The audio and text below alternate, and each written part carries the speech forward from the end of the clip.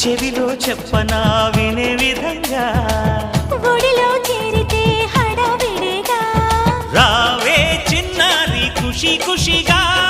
నీలో దాగుంట భలే భలేగా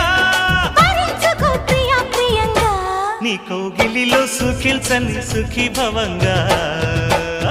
ఓ రంగా శ్రీరంగా ఏరువాక సాగని ఏకంగా హత్సంగా వెత్సంగా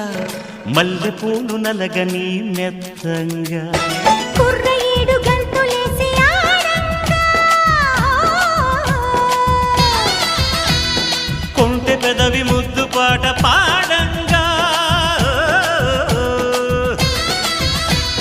వన్నెగాడు వెన్ను తట్టగా